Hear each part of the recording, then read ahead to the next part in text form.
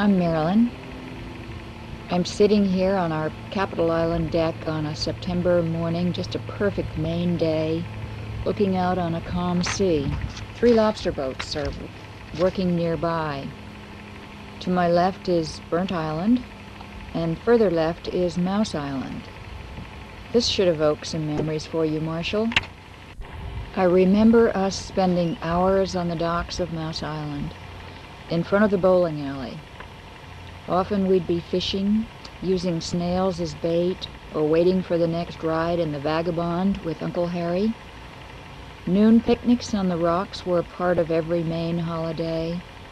And the highlight of every day, each day, was hoisting and lowering a long string of at least 20 flags. There looked to be more than that, but probably there were about 20. Duckpin bowling inside the old bowling alley was great fun. That was part of the original hotel. And critical to our days of playful activities, it was an absolute must that we were to be at the lunch and dinner table precisely at 12 and 6. This caused Mother a good deal of stress, but I don't remember ever being late. Do you, Marsh? When we're here in Maine for 2 months in the summertime, I often glance over at Mouse Island, and it brings back wonderful memories of just some very, very happy times for our family. I'm sure you probably feel the same way. Marshall and Ned Rowland were guardians of the Brown University mascot, a cute little and very feisty brown bear cub. I don't recall the tale of the bear getting into any trouble at Yale as pictured in this photograph from the newspaper in New Haven, but I do remember coming home on a late Friday afternoon to find this mischievous little fellow climbing the wisteria vines outside of our back door.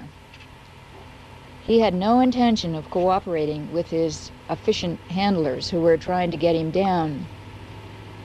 The reason for his being at our house was to spend the night in our garage in order to keep this mascot from being stolen by the opposing team in next day's Brown football game. The end of the story escapes me. Perhaps you can fill in the pieces, Marsh. This photo must have taken place at a father and son day at Providence Country Day. I don't know who exactly was having more fun, you or Dad, Marsh. I don't recall your special sports at Country Day, except that you were on the wrestling team. This was sort of surprising, as you were a little guy, not gaining your tall stature until much later. I guess we have got to admit that the only real athlete in the family was Julie. Dad, too. But we were average, and we tried most sports, and are really fortunate to still participate in our favorite ones today. We weren't klutzy like Mother, just somewhere in the middle.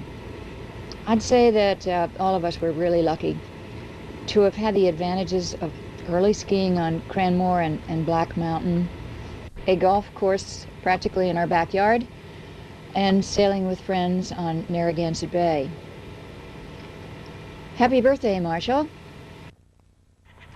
This is Jay Hague, and I'm sitting here along with Marilyn and Julie in Capitol Island, Maine. And unlike the two of them, I don't have stories of your childhood to relate. But as I think of these pictures, I look at you as the first of us to enter their 70s, and some, like me, won't be far behind.